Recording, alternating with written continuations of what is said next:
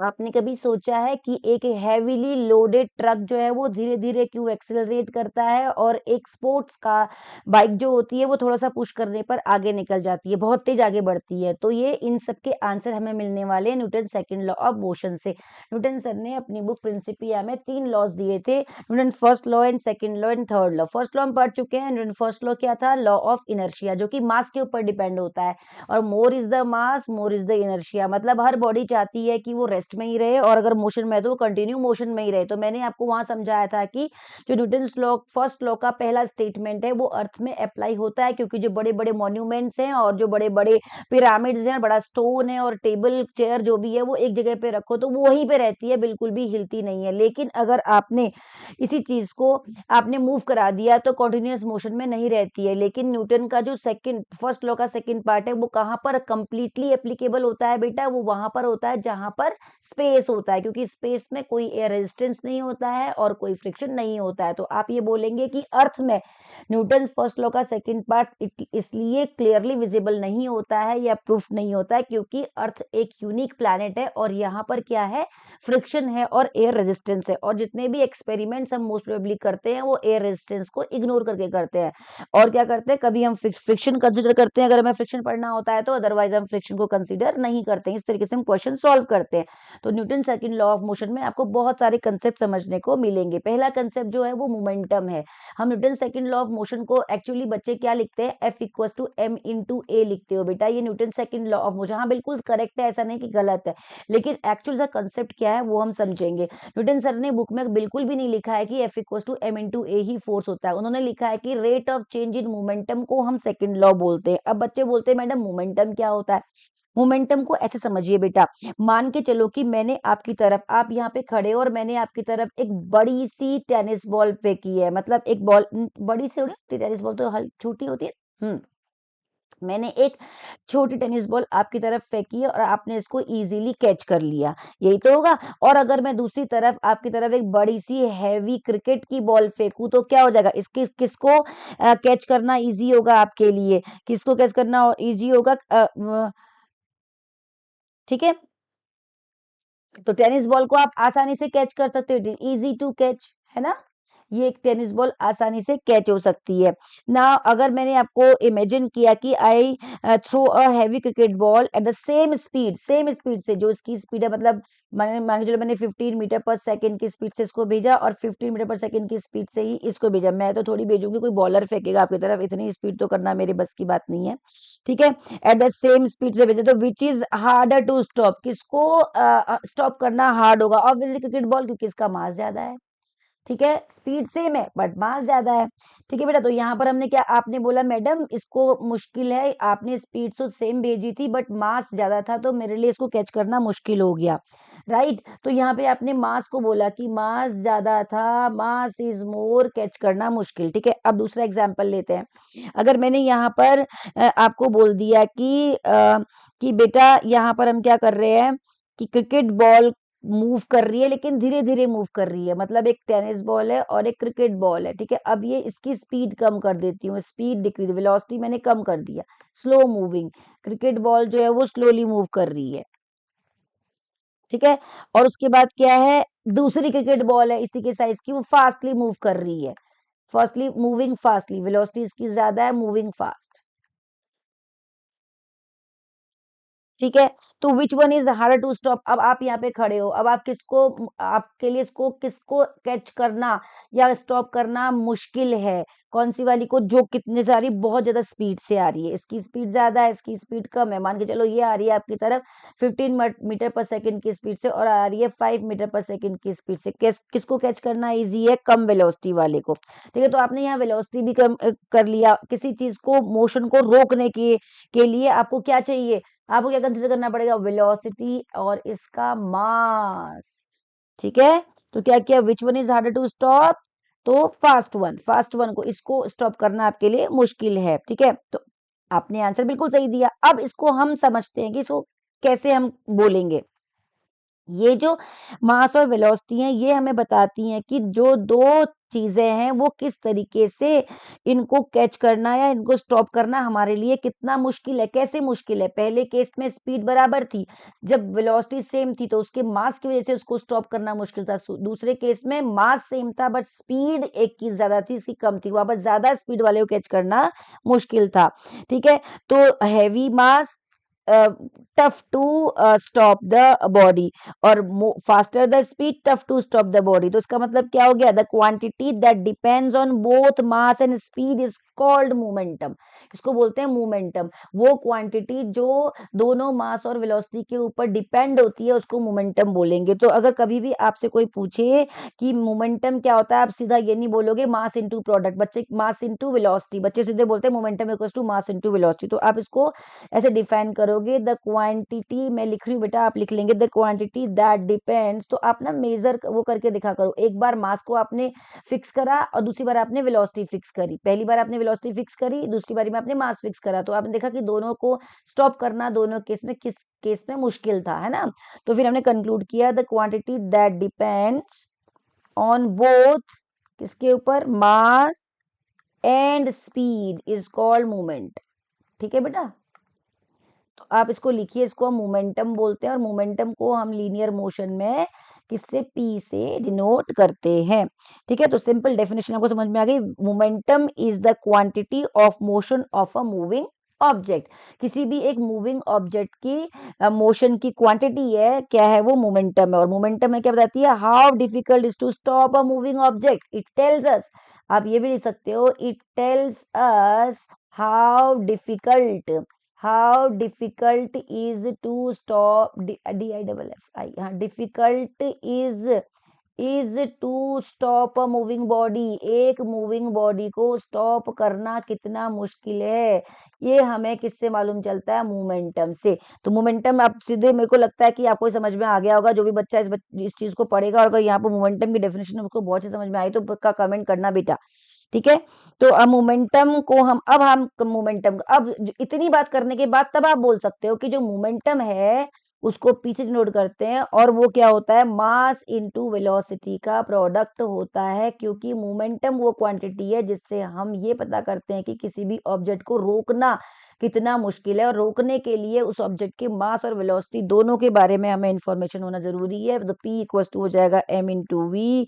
तो ये होता है हमारा मोमेंटम। न्यूटन सर ने सेकंड लॉ में यही बोला था बेटा कि rate of change of momentum, यानी कि उन्होंने बोला जो फोर्स होती है वो होती है, फोर्स को उन्होंने ऐसे नोट किया, उन्होंने बोला रेट ऑफ चेंज को हम शो करते हैं ऑफ मोमेंटम, रेट मतलब divided by time, change in time, ये इन्होंने बोला था। ये होता है एक्चुअल में सेकंड लॉ ऑफ मोशन। लेकिन F equal to m into A कैसे आया, अब तुम्हारे दिमाग में ये आ गया होगा।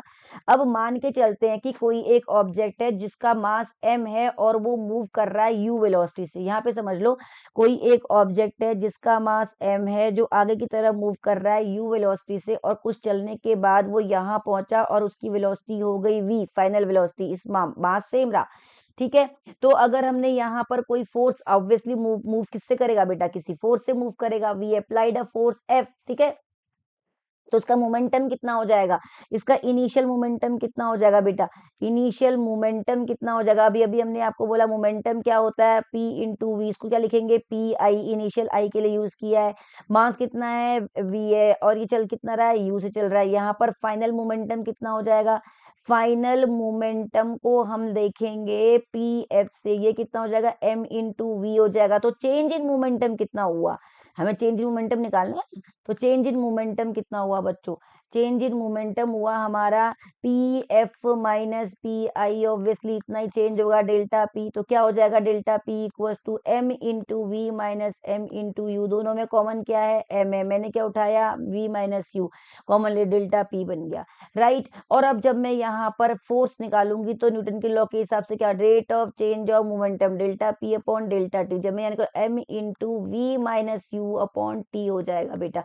और आपको पता है आपने काइनेमेटिक्स में पढ़ा, v minus u upon t क्या होता है, एक्सेलरेशन होता है v equal to u plus a t, first equation of motion है v इक्वल, इसको इधर ले जाओ v minus u upon t, हुआ ना एक्सेलरेशन। तो क्या मैं यहाँ पर इसको f equal to m into A कर सकती हूँ? तो बन गया ना सेकंड लॉ ऑफ न्यूटन का। यानी कि ये तब अप्लाई होता है जब मास कांस्टेंट है। अगर मास कांस्टेंट है तो f equal to m into A लगेगा, लेकिन अगर मास आपका चेंज हो रहा है ऑब्जेक्ट का तो वहां पर F equal to M into ए नहीं लगा। ये कंसेप्ट है न्यूटन के लॉ का, हर बच्चे को जानना बहुत जरूरी है।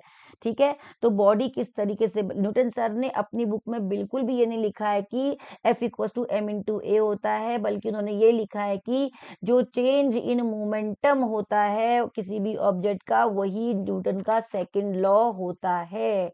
ठीक है, और ये वहां पर अप्लाई होता है जहां पर F equal to M into ए, वहां पर अप्लाई जहां पर मास कांस्टेंट होता है। अदरवाइज आप delta p upon delta T लगाओगे। अब दिमाग में आपके ये आ गया होगा कि मैडम लेकिन ये होता कहाँ पर है। अच्छा, अब आप ये देखो बेटा, होता का अभी तो मैंने आपको बता दिया मास कांस्टेंट है। अगर आपको बोल देते हैं कि कोई एक, अगर आपको बोलते हैं कि कोई एक ऑब्जेक्ट है किसी एक सरफेस के ऊपर रखा हुआ है, 5 kg का ऑब्जेक्ट है, ठीक है, और हम इसके ऊपर कोई फोर्स एफ लगा रहे हैं। अब आप बताओ, अगर आप फोर्स एफ लगा रहे, फोर्स एफ क्या हो? सबसे पहले समझो फोर्स क्या है, एक वेक्टर क्वांटिटी है, और फोर्स जब लगेगा क्वांटिटी है। फोर्स जब लगेगा, अगर आपको पता है फोर्स अगर बैलेंस्ड होगी, अगर फोर्स बैलेंस्ड होगी मतलब सब तरफ से इक्वल फोर्स लग रही है, जितनी फोर्स यहाँ से लग रही है 10 न्यूटन की, यहाँ से भी 10 न्यूटन की फोर्स कोई लगा रहा है ना, और ऊपर ये ऑब्जेक्ट ऊपर नीचे मूव नहीं कर रहा है, मतलब रेस्ट पर है। इसका मतलब क्या हो गया? दोनों तरफ से बैलेंस फोर्स लग रही है, ऑब्जेक्ट विल नॉट मूव। यहाँ फर्स्ट लॉ लगेगा, object will be in equilibrium. Physics में, अब साइंस की टर्म में बोलते हैं इक्विलिब्रियम में होगा, मतलब फर्स्ट लॉ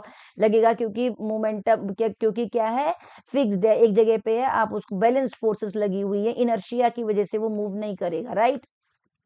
अच्छा, अब मैं अनबैलेंस फोर्स कर देती हूँ। तो अब मैंने बताया था लास्ट वीडियो में भी, अनबैलेंस फोर्स करते हुए मूव करना शुरू कर देगा। मतलब यहाँ से बस एक तरफ से न्यूटन का मतलब फोर्स लग रही है 10 न्यूटन की, तो जहां फोर्स वहां acceleration. What is the direction of acceleration, ये आप पढ़ चुके हो बेटा। What is the direction of acceleration? वैसे जहां पर फोर्स होती है वहीं डायरेक्शन होती है acceleration. A is also a vector quantity, तो क्या होगा? तो डायरेक्शन ऑफ, तो आप लिखोगे direction of acceleration is in the direction of force.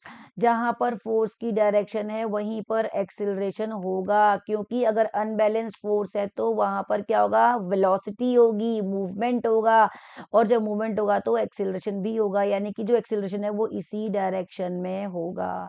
ठीक है, तो न्यूटन सब कहते हैं कि एफ नेट, नेट फोर्स जो इसके ऊपर लग रही है वो एम इंटू ए के बराबर होती है। ये सेकंड लॉ की इक्वेशन है, equation of second law of motion. ठीक है, सेकंड लॉ ऑफ मोशन की ये इक्वेशन है, आप इसको ध्यान रखेंगे। ठीक है, अब इस तरीके से हम समझते हैं, इसको बिल्कुल ध्यान रखिए, हर जगह पे यूज होगा बेटा। ठीक है, लेकिन अगर मास अगर आपका डिफरेंट है, मतलब अगर आपने सोच लिया, पहले हम इसको पढ़ते हैं Newton second law of motion में, the acceleration an object experience is directly proportional to the applied force and inversely proportional to its mass. अच्छा, जो आपने एक्सेलरेशन लगाया, ऑब्वियसली अगर आप फॉर्मूला यहाँ पे लिख रहे हो F equal to M into A लिख रहे हो, तो बेटा F क्या होगा? प्रोपोर्शनल टू ए होगा, ऑब्वियसली होगा कि नहीं होगा? F प्रोपोर्शनल टू एम होगा, right. More is the mass, more is the force आपको अप्लाई करना पड़ेगा। जितनी बड़ा, भाई एक पत्थर इतना बड़ा ले लो, आपको इसको हिलाना है तो आपको इसके ऊपर ज्यादा फोर्स लगानी पड़ेगी, और नन्ही सी बॉल लोगे आप, इसको हिलाना है तो आपको उसमें कम फोर्स लगानी पड़ेगी, right.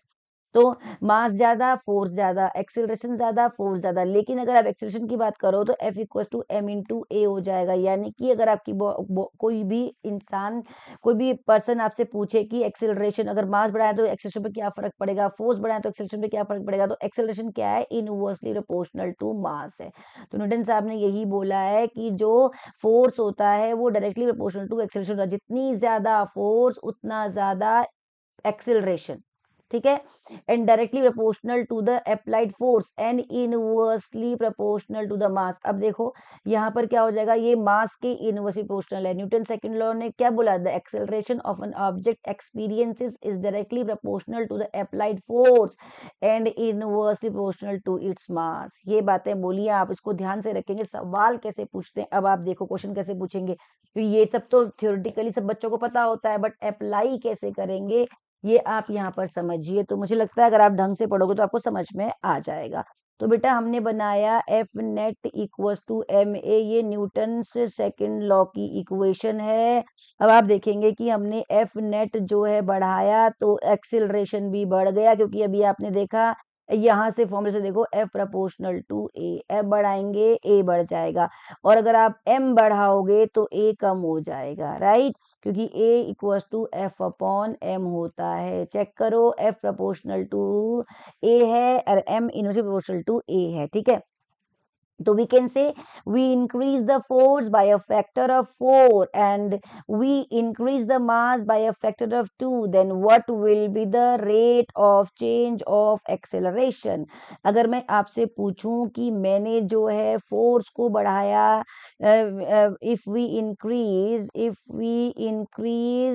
Increase the force by, अगर मैंने फोर्स को बढ़ाया बाय अ फैक्टर ऑफ 4, मतलब 4 गुना कर दिया, 4 टाइम्स बोल देते, फैक्टर ऑफ 4 एंड इंक्रीज मास को मैंने इंक्रीज किया, द मास बाय, मैंने मास को, बेटा ऐसे सवाल पूछते हैं आपके एग्जाम में क्योंकि बच्चे यहाँ कंफ्यूज करते हैं। फैक्टर ऑफ 2, अगर मैंने मास को factor of 2, then what will be the change in acceleration. तो आपसे पूछेंगे what will be the change in acceleration, तो आप कैसे करोगे, एक्सीलरेशन में कैसे चेंज आएगा आपको ये बताना है। तो सीधा कुछ नहीं करना, you have to plug in it into the formula and you will get the answer. So what's going on here, if you will put a equals to f upon m, this is your first equation, and this is your new acceleration. So what you will do, a dash equals to 4 times of force and 2 times of mass. You will one equation 1 and 2. If you will divide it, a dash upon a equals to f, what it would be, f upon m, and 4f upon 2m, then it would be 4 upon m into 2m upon, क्या हो जाएगा बेटे, 4, sorry क्या था, f upon m, 4 ये f है, f upon m into 2m upon 4f, right. तो इस f से ये f काटो, m से m काटो, 2 हो जाएगा, a dash upon a equals to 2 हो जाएगा, और a dash equals to 2a हो जाएगा, यानी कि जो मेरा एक्सेलरेशन है पुराने एक्सेलरेशन का डबल हो जाएगा, it will become double, get doubles, a becomes double, right, a becomes double. आप बोलोगे मैडम नया एक्सेलरेशन जो हो जाएगा पुराने एक्सेलरेशन का डबल हो जाएगा, क्यों बेटा, ऐसी तो आया क्वेश्चन। तो ऐसे क्वेश्चन एग्जाम में आते हैं, आपको ध्यान रखना पड़ेगा कि कैसे आपको क्वेश्चन करना है। अगर मैं let say force increases by a factor of 8, अगर मैं बोलूं कि force increases by a factor of 8, अगर force 8 by a factor of 8 मतलब 8 टाइम्स, जैसे वहां लिखा होगा 5 फैक्टर ऑफ 8 या 8 टाइम्स, एंड मास, जो मास हो रहा है, मास इज रिड्यूस्ड, आपने किया है रिड्यूस्ड, कितना, half of its initial mass, इसके इनिशियल मास का half, half of its initial mass, ठीक है, इसके इनिशियल मास का आपने क्या कर दिया, आधा कर दिया। तो what would be the acceleration, आपको ए निकालना है, तब ए क्या होगा, तब आप क्या करोगे, सिंपल आप करोगे F equals to M into A होता है, किससे, फर्स्ट से, एक्सेलरेशन निकालना है, A equals to F upon M हो जाएगा, क्या, इक्वेशन 1 हो जाएगी। अब आपको क्या करना है, force by factor A, second case में आपका फोर्स क्या हो गया बेटा, ए हो गया, फैक्टर ए हो गया, यहीं पे कर देते हैं।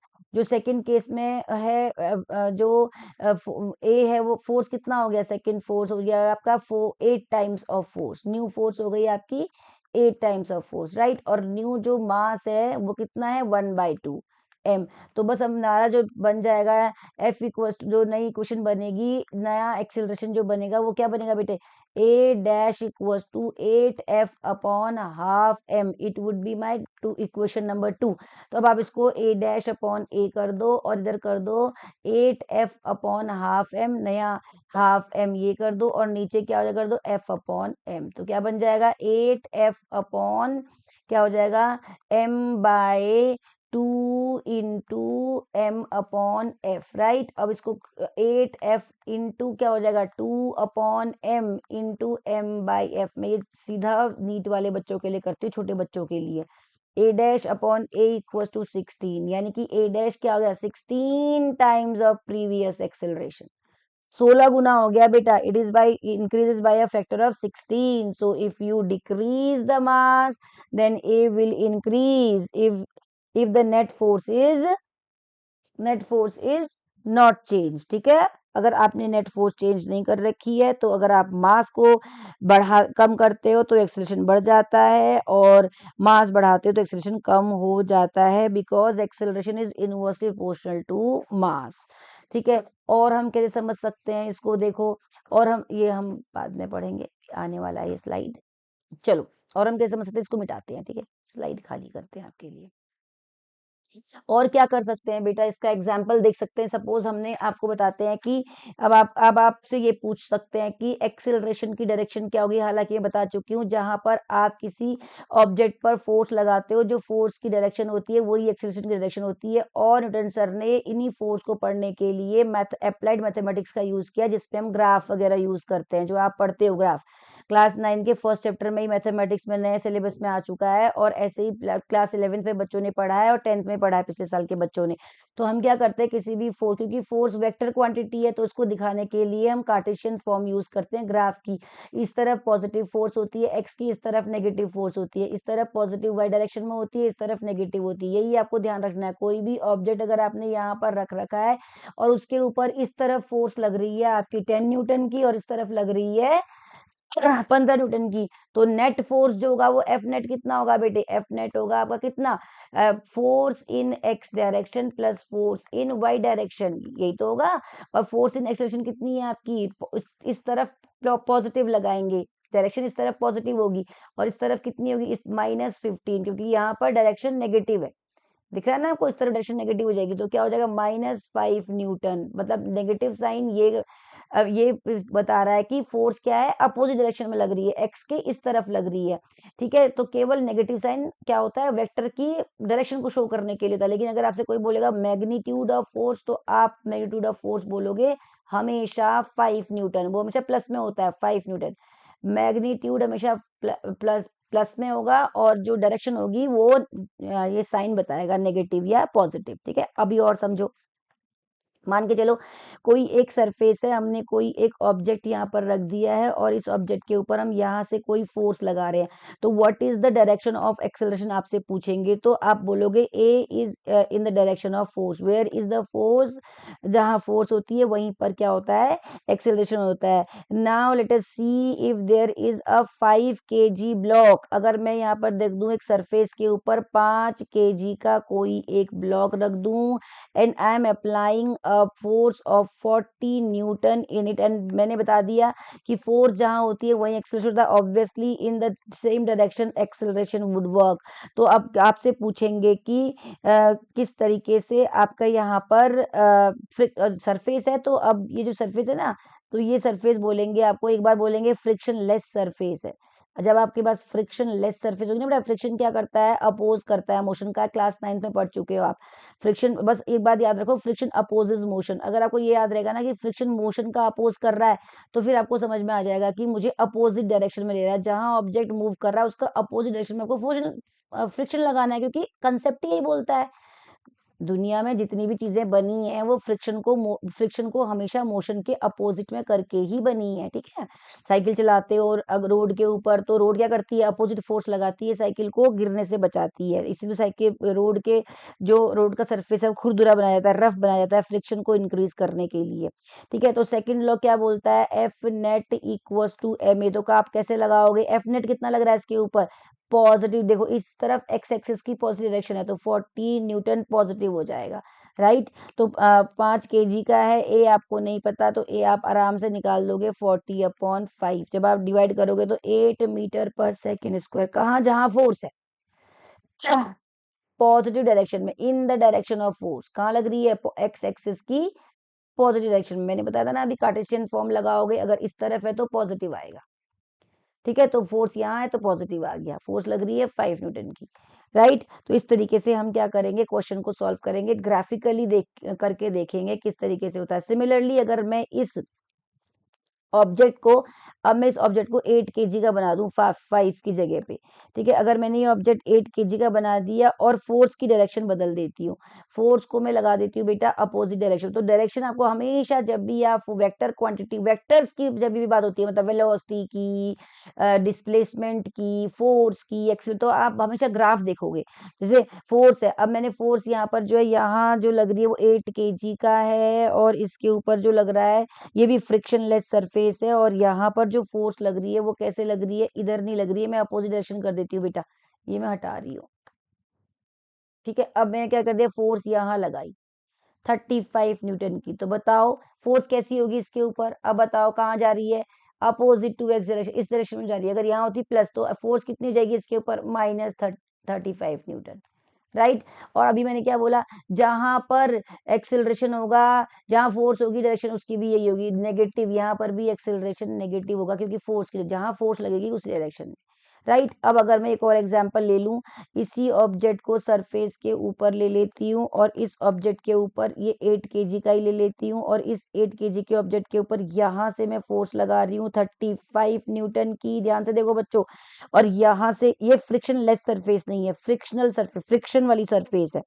तो सरफे आप बोलोगे surface contains friction, surface has friction. अगर आप, मैं बोल दूं सरफेस हैज फ्रिक्शन, और सरफेस में फ्रिक्शन है, तो मोशन का, अगर देखो, अगर फ्रिक्शन लेस होती तो मोशन कहाँ होता, इस तरफ होता। अब मोशन यहाँ है तो फ्रिक्शन कहाँ लगेगा, इसके अपोजिट। और जो फ्रिक्शन लग रहा है वो लग रहा है 19 न्यूटन का। ठीक है, तो अब बताओ यहाँ पर अगर आप देखोगे फोर्स, अगर आप फ्रिक्शनल फोर्स की बात करोगे तो वो कैसे होगी बेटा, बताओ कहाँ की तरफ लग रही है, एक्स एक्सिस की पॉजिटिव डायरेक्शन में लग रही है। तो फ्रिक्शनल फोर्स हो जाएगी +19 न्यूटन। लेकिन जो नेट फोर्स होगी, वो जो एफ लग रही है, एफ नेट जो भी लग रहा है वो कहाँ की तरफ लग रहा है, नेगेटिव ऑफ एक्स, तो ये हो जाएगी -35। चेक करो, आपको डायरेक्शन से देखना है, देखो एरो कहाँ है, अब एक्स एक्सिस के अपोजिट की तरफ। ठीक है, तो यहाँ इस तरफ लग रहा है, इस 8 kg के, अब आप 8 kg के ब्लॉक, ये रहा 8 kg का ब्लॉक, इस तरफ लग रहा है आपका 35 न्यूटन, और इस तरफ लग रहा है आपका 19 न्यूटन। तो ये पॉजिटिव डायरेक्शन हो गई एक्स एक्सिस की, तो एफ फ्रिक्शन हो गया पॉजिटिव, और नेट फोर्स हो गई नेगेटिव। ठीक है, तो न्यूटन का सेकंड लॉ क्या बोलता है, f net equal to m a. Put करो, एफ नेट कितना होगा बेटे, एफ नेट निकालो, एफ नेट कितना होगा, एफ नेट हो जाएगा, दोनों को जोड़ दो, एक्स एक्सिस में दोनों को जोड़ दो, कितना हो जाएगा, -35 newton +19 newton equal to 8 kg का ब्लॉक, ए मुझे नहीं पता, जब मैं इसको माइनस करूंगी तो मुझे मिलेगा -16 न्यूटन इक्वल टू 8 ए निकालूंगी तो कितना आएगा, -2 मीटर पर सेकेंड स्क्वायर। देखो, जहां फोर्स है वहां एक्सेलरेशन आया, मतलब इस तरफ फोर्स ज्यादा है तो एक्सेलरेशन भी इस तरफ ही आएगा, -2 मीटर पर सेकेंड स्क्वायर के हिसाब से। ठीक है, तो हुआ कि नहीं हुआ, जहां फोर्स वहीं एक्सेलरेशन, इस तरीके से आपको पढ़ना है। ठीक है, तो f net equal to m a, आपको ये इक्वेशन याद रखनी है, कार्टेशियन फॉर्म याद रखना है, जहां पर भी वेक्टर्स होते हैं आपको वहां पर ऐसे ही क्वेश्चन को सॉल्व करना है। तो एक्स एक्सिस की पॉजिटिव और नेगेटिव डायरेक्शन देखनी है, अगर फोर्स एक्स एक्सिस की पॉजिटिव डायरेक्शन तरफ लग रहा है तो फोर्स पॉजिटिव होगा, नेगेटिव में फोर्स नेगेटिव होगा। ठीक है, अब अगर मैं एक और चीज आपको समझाऊं, एक कंसेप्ट में यहाँ पर आपको समझाना चाहती हूँ कि एक बॉल है हमारे पास, और हमने उस बॉल को क्या किया है, उस बॉल को धक्का मारा है बेटा। तो अगर हम उस बॉल को पुश करेंगे तो उस जैसे ही वो बॉल मूव करेगी उसके अंदर वेलोसिटी आ जाएगी। ठीक है, वेलोसिटी भी क्या है, एक वेक्टर क्वांटिटी है, जिस डायरेक्शन में हमने फोर्स लगाया उसी डायरेक्शन में अगर वो मूव कर रही है तो क्या होगा, स्पीड बढ़ेगी, स्पीड विल इंक्रीज। मैं यहाँ डायग्राम से बताती हूँ, आपको तब समझ में आएगा। देखो, मैंने एक ये बॉल ली है, एक ये बॉल ली है, और मैंने इस बॉल में यहाँ, इस बॉल में इस तरफ फोर्स लगाया है और इसी तरफ वेलोसिटी लगाई है, both are in same direction. ठीक है, बोथ आर क्या, moving in the direction of force. ये तो यहाँ पे होगा, ball is moving in the direction of force, in the direction of force. अगर वेलोसिटी और फोर्स की डायरेक्शन सेम है तो क्या हो जाएगा इसका, speeds up, ball speeds up, ball की स्पीड बढ़ेगी, स्पीड इंक्रीजेस। लेकिन अगर सेकंड केस में, अगर आपने बॉल में यहाँ फोर्स लगाई है, वो फोर्स यहाँ लगाई है, किसी रीजन की वजह से आपका इस तरफ मूव कर रहा है, तो ऑब्जेक्ट की speed slow down, speed slow down. Speed slows down, आपकी स्पीड स्लो हो जाएगी। इसको बोलते हैं एक्सेलरेशन, एक्सेलरेट करेगा, एक्सेलरेट, ऑब्जेक्ट विल एक्सेलरेट। यहाँ क्या बोलेंगे, डी एक्सेलरेट। ये दोनों अपोजिट है। आपको स्पीड को बढ़ाने के लिए आप ध्यान रखेंगे बेटा, बहुत छोटी छोटी बातें हैं, ये कंसेप्चुअल है, ये एसेशन रीजन में यहाँ पर पूछते हैं। अगर आपकी वेलोसिटी और फोर्स दोनों सेम डायरेक्शन में होगी तो आपकी ऑब्जेक्ट की स्पीड बढ़ेगी, और दोनों अपोजिट में, सॉरी मैंने यहाँ वी लिख दिया, दोनों इसको एफ लिखना चाहिए। फोर्स और वेलोसिटी दोनों अपोजिट डायरेक्शन में है तो क्या होगी, स्पीड कम होगी। लेकिन एक और बात ऐसे भी तो हो सकती है, ऐसे भी तो पूछते हैं कि अगर आपकी फोर्स इस तरफ है और नहीं, आपकी जो ऑब्जेक्ट है वेलोसिटी इस तरफ है, मतलब ऑब्जेक्ट ऐसे घूम रहा है और हम फोर्स को उस तरफ लगा रहे हैं परपेंडिकुलर, तो क्या होगा, न तो वो आगे बढ़ेगी, ना वो स्पीड कम होगी, ना स्पीड ज्यादा होगी। क्या करेगी, बॉल अपना डायरेक्शन चेंज कर लेगी ऐसे। ठीक है, ये पॉइंट ए मान लो और ये पॉइंट बी मान लो, यहाँ पर बी पॉइंट तक आएगी। अब बी पॉइंट तक आने के बाद अब क्या हो जाएगा, फोर्स, मैंने तो दोनों तरफ वी वी कर दिया, ये फोर्स है, बोला फोर्स है, लिखा वी है, बेटा ध्यान समझना, ये फोर्स। ठीक है, अब फोर्स ऊपर की तरफ लगेगी। अब बी पॉइंट पे आने के बाद अब स्पीड बढ़ेगी, समझे। तो आपको ये बताना है, ऐसे क्वेश्चंस एग्जाम में पूछते हैं कि अगर आपने परपेंडिकुलर फोर्स लगाई तो आप बोलोगे when a perpendicular force is applied initially the object will not speed up or speed down, it will take a turn. After some time when this object comes parallel to the y-axis then the force will be perpendicular, then the velocity, velocity नहीं, इसके बाद जो velocity है वो perpendicular हो जाएगी force की, देखो यहाँ पर वेलोसिटी हो जाएगी, then the velocity and force vector both will be perpendicular to each other and after point B the ball speed will increase. आया कुछ समझ में, नहीं आया, ठीक है। तो सेम डायरेक्शन कुछ पॉइंट ए के बाद होगी। So at point A it was not speeding up but at point B it speeding up, so when it is exactly perpendicular it will not speeding up, but after some time when they will become perpendicular to each other then the ball will speed up। समझ आया बेटे।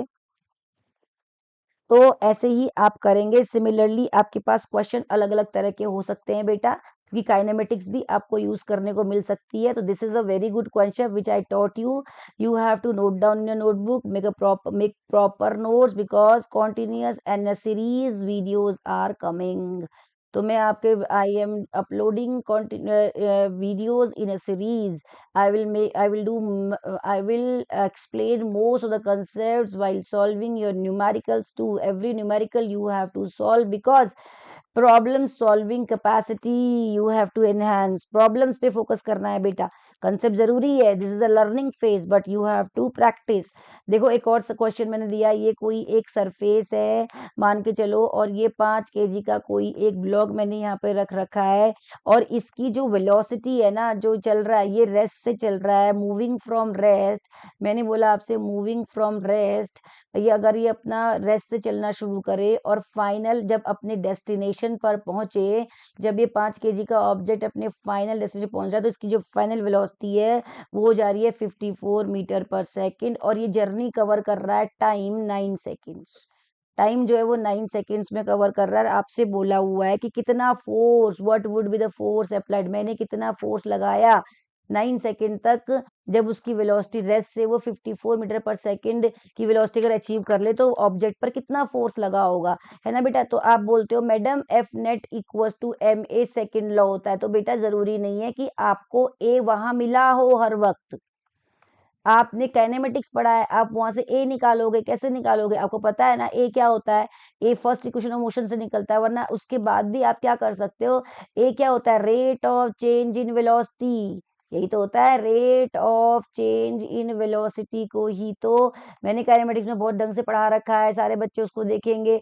Velocity को ही तो क्या बोलते हैं, acceleration बोलते हैं। तो कितना हुआ, फाइनल वेलोसिटी कितनी निकली, फाइनल वेलोसिटी वी आई आपकी 54 मीटर पर सेकंड, और रेस्ट से आपका जब मूव करता है आपको बताया था यू कितना होगा, 0 होगा, तो वी माइनस यू कितना हो गया, 54 माइनस 0 हो गया, और रेट मतलब टाइम से डिवाइड कर देंगे, क्या बन जाएगा, एक्सेलरेशन, है ना। तो एफ इक्वल टू क्या हो जाएगा हमारा, m into v minus u upon t. यही तो होता है फर्स्ट इक्वेशन से, v equal to u plus a t से अगर आप ए निकालोगे तो यही तो आएगा बेटा, v minus u upon t. तो बस या तो आप डायरेक्ट निकाल दो, वहां यहाँ पे पुट करके ए निकाल कर यहाँ रखो, या फिर आप यहीं पर कर सकते हो 54 - 0 अपॉन 9, कितना हो जाएगा, 9 × 4 कितना होता है, कितना होता है, 6 होता है। तो ये हो जाएगा 5, और 5 kg का ब्लॉक है, इंटू 6 करोगे तो आपने इसके ऊपर 30 न्यूटन की फोर्स लगाई। अगर आप इस ऑब्जेक्ट पर 30 न्यूटन की फोर्स लगाओगे तो वो 9 सेकेंड बाद 54 मीटर पर सेकेंड की स्पीड गेन कर लेगा और अपने डेस्टिनेशन पॉइंट पर पहुंच जाएगा। तो आपसे इस तरह के क्वेश्चन सेकंड लॉ में पूछ सकते हैं। तो आपको ध्यान रखना है f equal to m a वहीं लगता है जहां मास को, देखो कहीं मास नहीं बदला, देखो पहली स्टेज में 5 kg था, यहाँ भी 5, पूरे प्रोसेस में मास सेम है। अगर मास कांस्टेंट है तो ही लगता है बेटा। तो नेट फोर्स क्या होता है, हम जो होता है, the net force is the vector sum all of the individual forces. जो नेट फोर्स होती है वो वेक्टर सम होती है सारी इंडिविजुअल फोर्सेस का। अब जरूरी नहीं है कि फोर्स आपकी जो है एक लाइन पे लग सकती है, आपकी फोर्स जो है वो अलग अलग तरीके से लगती है। कैसे लगती है वो आपको समझाते हैं। आपको मैंने अगर याद हो, मैंने क्लास में बताया था कि जब सरफेस के परपेंडिकुलर जो फोर्स लगती है उसे नॉर्मल बोलते हैं, बैलेंस करने के लिए, क्योंकि फोर्सेस क्या लगती हैं, एक्स और वाई एक्सिस दोनों में लगती हैं। मैंने अगर कोई एक ऑब्जेक्ट यहाँ पर लिया है और ये ऑब्जेक्ट मेरा ओरिजिन पर मान के चलो रखा है, इधर तो मेरा पॉजिटिव एक्स एक्सिस होगा, इधर मेरा नेगेटिव एक्स एक्सिस होगा, ऊपर मेरा क्या होगा, पॉजिटिव वाई एक्सिस और नेगेटिव वाई एक्सिस। अब आपका ऑब्जेक्ट ना ऊपर जा रहा है ना नीचे जा रहा है, इसका मतलब ऊपर की फोर्स नीचे वाली फोर्स को बैलेंस कर रही है। अब अगर आपने ऑब्जेक्ट को यहाँ सरफेस के ऊपर रखा है तो बेटा ये कंसेप्ट होता है कि अर्थ इसे सेंटर से अपनी तरफ mg से खींचती है, वेट और मास में डिफरेंस बताया था, राइट। और ये जो क्या है, नॉर्मल अपनी तरफ खींचता है, तो नॉर्मल बराबर mg होता है, जिसकी वजह से ऑब्जेक्ट ऊपर नीचे वाई एक्सिस में मूव नहीं करता है। तो नेट फोर्स, लेकिन अगर ऑब्जेक्ट इस तरफ मूव कर रहा है, एक्स एक्सिस में इस तरफ मूव कर रहा है, और जिस तरफ फोर्स लगा रहे हो उसी तरफ एक्सेलरेशन है, तो आप करोगे F net equals two forces on x axis, है ना, वेक्टर सम। तो वेक्टर सम कैसे करते हैं आगे वाली आने वाली मैं वीडियो में बताऊंगी, बट अभी आपको जानना है कि वेक्टर सम होता है। हम ऐसे इंक्लाइंड प्लेन पे भी किस तरीके से फोर्स लगाएंगे वो मैं आपको बताऊंगी।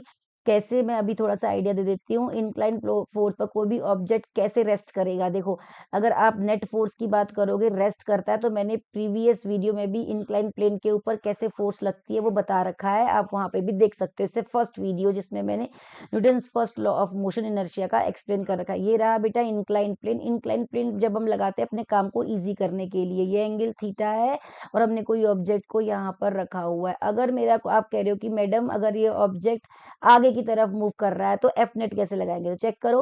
अभी मैंने बताया सेंटर से इसके ऊपर एक अर्थ अपनी तरफ खींचेगी एम जी से, और हम क्या करेंगे, ये एम जी फोर्स लग गई इसके ऊपर। देखो सरफेस परपेंडिकुलर लगाती है बेटा फोर्स, आप ऐसे देखो मैंने पहले इस ऑब्जेक्ट को ऐसे लिया था सरफेस को, तो परपेंडिकुलर सीधा आ रहा था, लेकिन अभी नहीं आएगा ना, अभी तो ऐसे आएगा, 90 का एंगल बनाएगी। सरफेस जो होती है वो परपेंडिकुलर लगाती है, तो 90 के एंगल लगाते हुए नॉर्मल लगाती है, तो नॉर्मल वाला यहाँ जाएगा, राइट, क्योंकि सरफेस तिरछी कर दी ना, एंगल पर खड़ा कर दिया, तो इसलिए यहाँ पर नॉर्मल आपका तिरछा हो गया। ठीक है, अब आपके पास क्या, अब आप बोल रहे हो कि मैडम ये ना इस तरफ मूव कर रहा है ब्लॉक, ऑब्वियसली अब आप ऐसे करोगे तो आपका ब्लॉक इस तरफ मूव करेगा, इसका मतलब फ्रिक्शन नहीं है, फ्रिक्शन नहीं है, राइट। वैसे फ्रिक्शन कहाँ लगना चाहिए, देखो पीछे की तरफ लगना चाहिए, इसका मतलब फ्रिक्शन को ओवरकम कर रहा है। अगर यहाँ फ्रिक्शन लग रहा है, चलो मान लो फ्रिक्शन स्मॉल एफ लग जाता है, तो हमें यहाँ की फोर्स निकालनी पड़ेगी, इस डायरेक्शन में कौन सी फोर्स लग रही है। ठीक है, यहाँ हमने कोई एक्स्ट्रा फोर्स देखो आपको दिखानी रखी है, तो ये जो mg है ना वो क्या हो जाएगा, तिरछा हो जाएगा। हमें क्या मानना पड़ेगा, कार्टेशियन फॉर्म, 90 डिग्री के एंगल पर दो हमें एक्सेस लेनी पड़ेंगी। अगर मैं इसको x एक्सेस ले रही हूँ तो मुझे इसके बिल्कुल 90 डिग्री पर इस तरह से y एक्सेस लेनी पड़ेगी बेटा, आया समझ। तो हमें ये mg क्या हो गया मेरा, x एक्सिस पर देखो, ये इसको मान लो x नेगेटिव x एक्सिस हो गया, ये हो गया मेरा y एक्सिस, राइट, ये ऊपर का प्लस y एक्सिस नेगेटिव। अगर मैं इसको सीधा खड़ा करूं तो कैसा बन जाएगा, ऐसा। ठीक है, ये x, ये क्या हो गया मेरा y एक्सिस, और ये क्या हो गया एक्सिस। देखो यहाँ पर देखो, तो क्या हो रहा है, ये बीच में तिरछा आ रहा है mg, चेक करो, तिरछा आ रहा है ना, तो मुझे mg के कंपोनेंट लगाने पड़ेंगे। कंपोनेंट के लिए आपको मैंने पढ़ा रखा है, जहां थीटा वहीं क्या होता है, कॉस होता है। दो दो होते हैं कंपोनेंट, एक कॉस और एक साइन कंपोनेंट, है ना, साइन थीटा कॉस थीटा। तो हमें ये एंगल निकालना पड़ेगा, किस एंगल पर ये लग रहा है, ये वाला एंगल, मतलब ये जो होगा वो ये वाला एंगल निकालना पड़ेगा। कितने एंगल पर लग रहा है, ये 90 डिग्री है, ये कितना होगा 90 माइनस थीटा, तो ये कितना लगेगा, ये वाला लगाना पड़ेगा ना इस तरफ, यहाँ देखो ये वाला एंगल निकाल लो, ये 90 माइनस थीटा अगर है तो ये वाला कितना होगा, ये भी थीटा हो जाएगा। तो इस तरफ एम जी कंपोनेंट जहाँ थीटा वहां कॉस, तो ये एम जी कॉस थीटा यहाँ लगेगा, और इस तरफ इसका vertical component m g sine theta, यानी कौन सी फोर्स इसको अगर नीचे मूव कर रहा है तो एक्सेलरेशन भी यही होगा। अगर एक्सेलरेशन यहाँ है तो क्या हो जाए, कौन सी फोर्स इसको यहाँ लेके आ रही है, एम जी साइन थीटा, जहां मूव करता है वो फोर्स जीत जाती है बेटा। ठीक है, क्योंकि वहीं तो जहां मूवमेंट वहां फोर्स जीत गई, तो एफ नेट इक्वल टू क्या होता है, एम इंटू ए, कौन जीता, ये जीता, क्या लगाएंगे, m g sine theta equal to जो मास है एम का, और ये हो जाएगा ए। या फिर हम ऐसे लिख सकते हैं, जीता कौन, एम जी साइन, तो नेट फोर्स क्या लिखेगी, m g sine theta minus f, कौन सी है, एफ फ्रिक्शन है, और फ्रिक्शन क्या करता है, हमेशा मोशन का अपोज करता है, लेकिन जीता कौन, ये जीता, तो ये फ्रिक्शन हो गया, ये हमारी इक्वेशन लगेगी। तो इस इक्वेशन का यही मतलब है। अभी आगे नेक्स्ट वीडियो में और अच्छे से समझ में आएगा कि net force is the vector some of all individual forces operating in the object. Net force सारी फोर्सेस का सम होता है, लेकिन सम करने के लिए, फोर्स लगाने के लिए हम क्या देखते हैं, वेक्टर सम करते हैं, मतलब कार्टेशियन फॉर्म देखते हैं पॉजिटिव और नेगेटिव डायरेक्शन में। देखो जैसे अगर कोई फोर्स आपका तिरछी लग रही है किसी सरफेस के ऊपर, ऐसे लग रही है स्लैंट, तो आप क्या करोगे, आप एक्स एक्सिस यहाँ लोगे और वाई एक्सिस यहाँ लोगे। अगर आपके पास 10 न्यूटन की फोर्स है और यहाँ पर मैंने बोल दिया 30 डिग्री है, तो जहां थीटा वहां कॉस, तो आप बोलोगे मैडम 10 कॉस 30 इस तरफ लगेगा और 10 साइन 30 90 डिग्री में इस तरफ लगेगा, है ना बेटा। उसको हम रिजोल्यूट कर लेते हैं, ये वाई एफ वाई हो गया और ये एफ एक्स हो गया। तो एफ अगर ऑब्जेक्ट आपका इस तरफ आगे की तरफ मूव कर रहा है, तो आगे की तरफ मूव कर रहा है तो आप क्या करोगे, मूव कर रहा है तो आप क्या करोगे, ये वाली फोर्स इसको आगे की तरफ ले जा रही है, ज्यादा हो जाएगी, है ना। तो ऐसे करेंगे सिमिलर। लेकिन अब ये न्यूटन लॉ का सेकंड लॉ थोड़ा आइडिया मैंने आपको दिया, इसको पढ़िए, सेकंड वीडियो जो पढ़ोगे तो उसमें और अच्छे से क्लियर हो जाएगा। तो यहाँ पर तो मैं न्यूटन लॉ को ही अच्छे से समझाना चाह रही हूँ इस वीडियो के अंदर। अब देखो बेटा, मैंने अभी आपको बोला कि F equal to M into ए वहां लगता है जहां पर मास कांस्टेंट होता है, ये वाला। लेकिन अगर कोई भी ऑब्जेक्ट में मास चेंज हो रहा है, तो बहुत अच्छा एग्जांपल है, ये पूछते हैं आपसे एग्जाम में कि व्हेन रॉकेट मूव्स अपवर्ड, जब कोई रॉकेट ऊपर की तरफ मूव करता है तो उसका मास कॉन्टिन्यूसली डिक्रीज होता है। क्यों, क्योंकि जब रॉकेट अर्थ पर होता है बेटा, उसका टोटल मास क्या होता है, रॉकेट प्लस फ्यूल के बराबर होता है। कलाम साहब की बुक पढ़ना, वहां समझ में आएगा, रॉकेट प्लस फ्यूल के बराबर उसका मास होता है। ठीक है, जैसे मान के चलो रॉकेट का तो मास बहुत ही टन्स में होगा, उतना हो गया 1000 टन हो गया, मान के चलो 1000, ठीक है, कितना, तो ये हो गया that rocket is very heavy. अब इस वक्त रॉकेट बहुत ज्यादा हैवी है, acceleration is comparatively small, obviously mass ज्यादा एक्सेलरेशन कम, क्योंकि इनवर्सली प्रोपोर्शनल है, कम होगा, धीरे धीरे धीरे धीरे मूव करेगा, है ना। तो वही है कि थ्रोज, अब उसके बाद क्या होता है, जैसे हम फ्यूल उसमें आग लगा देते हैं तो क्या होगा, उसका फ्यूल जलेगा, फ्यूल जलने के बाद धुआं पीछे की तरफ छोड़ेगा, इसका मतलब क्या है, इसका मास धीरे धीरे कम हो रहा है, ये आगे बढ़ेगा, और फ्यूल कम हो रहा है, फ्यूल का अमाउंट कम हो जाएगा ना, फ्यूल का अमाउंट कम होने से उसका मास क्या हो जाएगा, वेरी करेगा। ठीक है, तो यहाँ पर f equal to M into ए नहीं लग पाएगा। ठीक है, यहाँ पर लगेगा न्यूटन लॉ, मोशन तो हो रहा है, थोड़ा डिफरेंट होगा। तो क्या कह रहे हैं कि as the fuel burns it throw, क्या है, because it burns fuel and throws the burned gases backward at very high speed, this is why Newton second law for a rocket is slightly different from the simple equation f equal to m a से बिल्कुल अलग हो जाएगा। वो क्या हो जाएगा, वो हम यहाँ पर लगेगा rate of change of momentum, क्योंकि यहाँ पर मास क्या हो गया, चेंज हो गया। तो यहाँ पर लगता है डिफरेंशियल फॉर्म ऑफ न्यूटन के सेकंड लॉ, ये इंपॉर्टेंट है, ये क्लास 11th वाले बच्चों से पूछ लेते हैं। तो देखो जैसे फ्यूल बन हुआ, क्या हुआ, फ्यूल बन हुआ तो फ्यूल कन्वर्ट हुआ हॉट गैसेस में, तो हॉट गैसेस क्या हुई, एक्सपेल हुई, नीचे की तरफ आई, and therefore the rocket's mass decreases every second, हर सेकंड में रॉकेट का मास डिक्रीज होगा। तो यहाँ पर हम लगाएंगे डिफरेंशियल, यहाँ लगाएंगे differential form of Newton's law, form of Newton second law, Newton के सेकंड लॉ का डिफरेंशियल फॉर्म लगाएंगे बेटा। इसको हम बोलते हैं F equal to delta p upon delta t, और स्मॉल है तो d p upon d d, differential के लिए हम ये कर देते हैं। तो ठीक है, तो हम क्या क्या करेंगे, डिफरेंशिएट करेंगे, एफ इक्वल टू क्या लगा देंगे, differentiate D p upon D क्या किया मैंने, टी किया, और पी क्या होता है आपको पता है, एम इंटू वी होता है momentum. F equals to d into m into v हो जाएगा, इंटू डी टी हो जाएगा। तो एफ इक्वल्स टू क्या हो जाएगा बेटा, एक बार एम को कांस्टेंट करके वेलोसिटी का डिफरेंशिएशन करेंगे और एक बार वी को कांस्टेंट करके डिफरेंशिएट करेंगे एम को। तो ये वाली टर्म बताएगी कि जब वेलोसिटी चेंज होती है तो फोर्स पर क्या फर्क पड़ता है।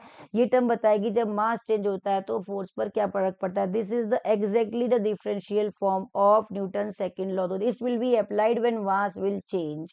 ठीक है, जब मास चेंज होगा ये वहीं अप्लाई होगी। और आप यानी कि न्यूटन सेकंड लॉ के दो स्टेटमेंट हो गए, f equals to M into a, ये जब मास कांस्टेंट होगा। फॉर मास कांस्टेंट, जब कांस्टेंट मास होगा तब ये अप्लाई होगा। फॉर वेरिएबल मास जब होगा तब ये अप्लाई होगा। तो आपको देखना है, वैसे मोस्ट प्रोबेबली तो इसके केस आते हैं बट रॉकेट वाला केस स्पेशली बच्चों से पूछा जाता है।